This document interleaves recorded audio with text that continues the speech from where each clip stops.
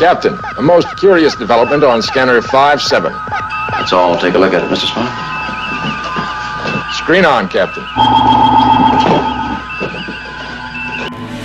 This is CNN Breaking News. We have breaking news in the investigation into an alleged attack against Empire star Jussie Smollett. Two law enforcement sources with knowledge of the investigation tell CNN Chicago police believe Jussie Smollett paid two men to orchestrate the assault. The actor told police that on January 29th, two masked men beat him, doused him with a liquid he believed to be bleach, and put a rope around his neck, all while shouting racial and homophobic slurs.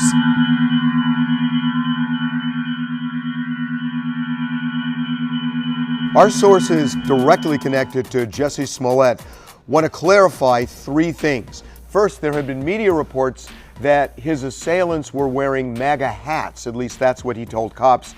That is not the case. He told cops they screamed MAGA country, but never said anything about hats. Secondly, they want to clarify media reports saying that he had the rope around his neck when he was in the hospital. They say that is not true. From the beginning, Jussie said he did keep the rope around his neck until cops arrived at his home because he didn't want to tamper with the evidence, but he took it off as soon as they got there. Now, as for this whole thing about Jussie's phone, he wants to clear that up as well. You may have heard some reports that he did not want to turn over his phone records to police in Chicago. We're told that's absolutely not true. Jussie is more than willing to turn over his phone records. It was his physical phone he did not want to give to police. I think you can understand that.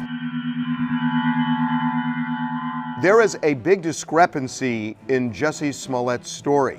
When we broke the details of this story hours after the incident a couple of weeks ago, we know Jussie had said his two attackers were white.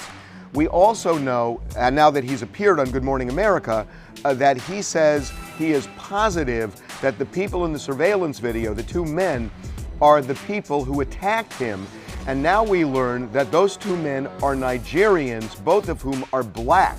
It makes a difference because remember, Jussie says that the men screamed, "This is MAGA country," also hurled a racist remark using the N-word. And it is a bit curious if these two guys are black from Nigeria. Remember what Donald Trump called Nigeria and African countries. So it is something that has the antenna of the police up.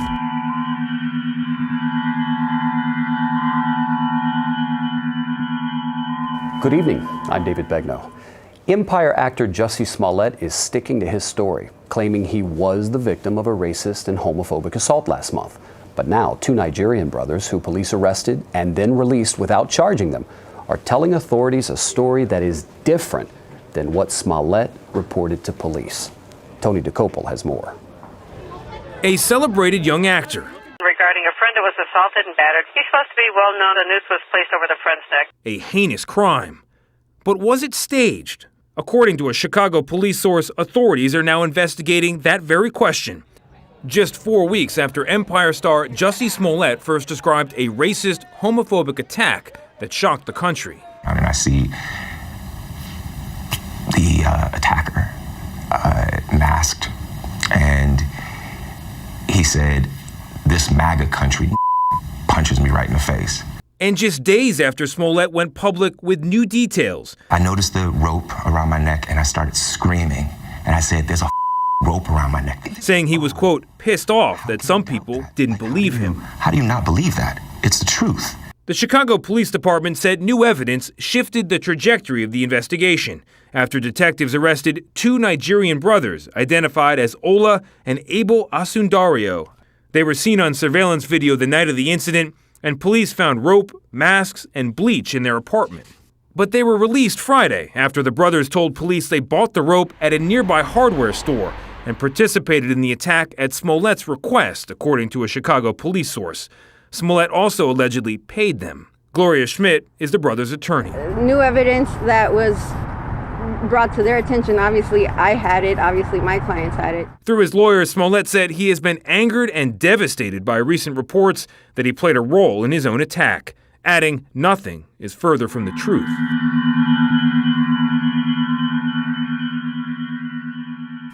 And Chicago police say they now have more investigative work to complete in this case.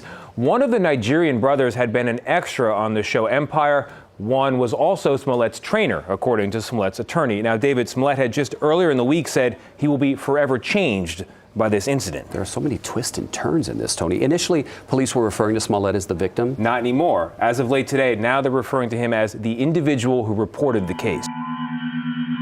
Now, according to CBS, the two brothers told police Smollett paid them to rehearse and carry out this attack, and that Smollett was upset a death threat letter sent to him a week prior with a MAGA return address did not garner enough attention. Smollett's attorney saying anyone who says Smollett was involved in this attack is a liar, and Smollett said in an interview with ABC that he believes he was attacked because of his criticism of President Trump. I wonder, Bill, if you think the Good Morning America interview, for example, was too soft on him. I mean, clearly, even by the time he sat down with Robin Roberts, there were a lot of doubts about his story. Absolutely, and she had to press that, and she didn't really do it. Interestingly, he's a celebrity besides being a victim. He's an actor, and that was a celebrity interview, more than a news person interview. And that's the way it felt like to me. Instead of getting to the facts, it was much more about him and his, the effects on him and things like that, instead of saying, what is this, what really happened? It was not actually a news interview. So he didn't do a news interview. The media was not able to really question him closely about this. And when they did it, his story started to fall apart because it was full of red flags. It also contributed to this sense among Trump supporters that there is this campaign against them, and that there is this, we can see it in Donald Trump Jr.'s tweets. I think we can put up some of his tweets from the past 12 hours. Look, Donald Trump Jr. is a hammer, so everything he sees is a nail, and everything he sees is about attacking the media. So he'll attack the media no matter what. But he's attacking the media today because he says that the press fell for this. And I just wonder how much of that we should acknowledge.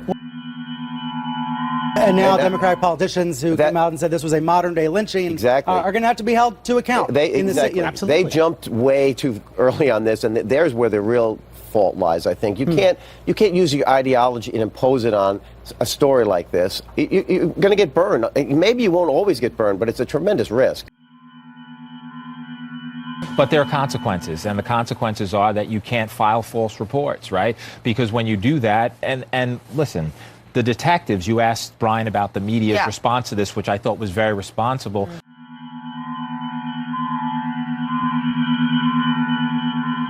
New questions about the initial reaction to the case. Many top Democrats seem to immediately take Smollett's allegations as fact. We have to understand this is happening for a reason. It's coming from the President of the United States. He's dog whistling every day. He's separating and dividing. And he is basically emboldening those folks who feel this way. The racist, homophobic attack on Smollett is an affront to our humanity. No one should be attacked for who they are or whom they love. Since 9/11, the majority of the terrorist attacks on our soil have been right-wing terrorist attacks. You had somebody like, so April Ryan, for example, tweeting this attack on Jussie Smollett as a hate crime and should be treated as such. And the media has really cast so much doubt on his story, which I find so personally offensive, that a gay black man is targeted and then suddenly he becomes the victim of people's disbelief. It's so outrageous to me. And this is America in 2019. If I had said it was a Muslim or Mexican or someone black, I feel like the doubters would have supported me a lot more. And that says a lot about the place that we are in our country right now. The fact that we have these fear mongers, these people that are trying to separate us, and it's just not okay. I still want to believe, with everything that has happened, that there's something called justice.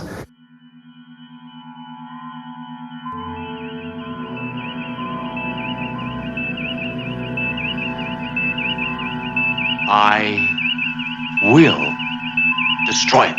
Fireface.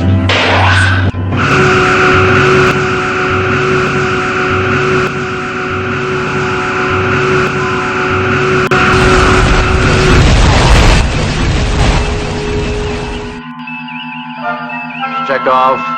Take us out of orbit, warp factor 2, and hurry.